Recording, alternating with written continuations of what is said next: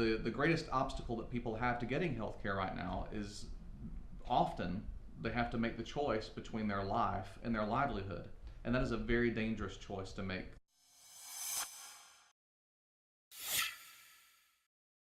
The healthcare system that we currently have does not work for anybody except for the very, very wealthy, and for Congress people who continue to vote against healthcare for the everyday American. The only thing standing between us and healthcare for every single American as a right is politics. And unfortunately, one of the most powerful forces in our politics right now is corruption. Far too many people in both the Republican and the Democratic parties take money from pharmaceutical companies and from private health insurers.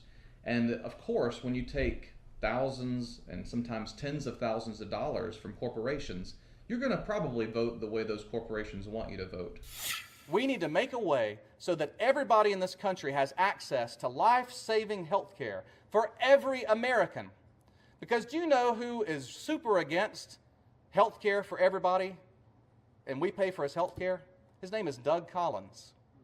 He really thinks it's bad for government to pay for health care, unless it's for him and his family. Our healthcare system as it is right now is very inefficient. It's incredibly expensive, it's wasteful, and it's actually costing lives. Medicare for all, no doubt, would save lives. And every day that passes that we do not have Medicare for all costs lives. I believe that nobody should die because they're poor, and nobody should be poor because they're dying. I know stories of people right now who have cancer, sometimes brain tumors, who continue to work because they literally could not afford to live and go to the treatment that they need every day. A Toyota truck or a house, you can decide to either take it or leave it.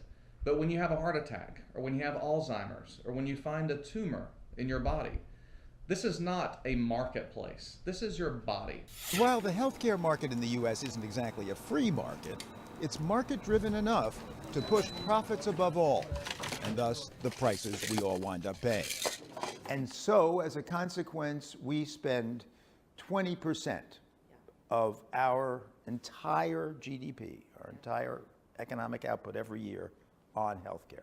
And it's been going up. We spend 2 or 3 times what other countries do on healthcare without getting better results, which is the key here. We're not getting a good deal for all the money we spend. Now, one great thing about single-payer healthcare is that our current private healthcare system would be maintained.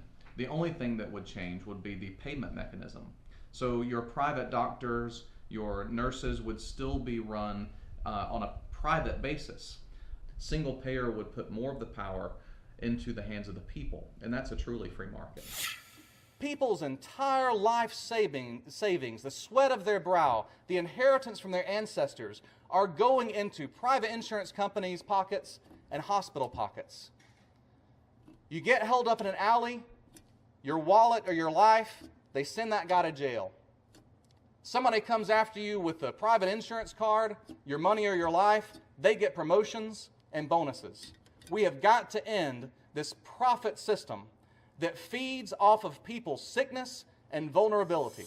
I don't care if your name is Donald Trump, Barack Obama, or I don't care if you're my neighbor right next door. Every life is equally precious.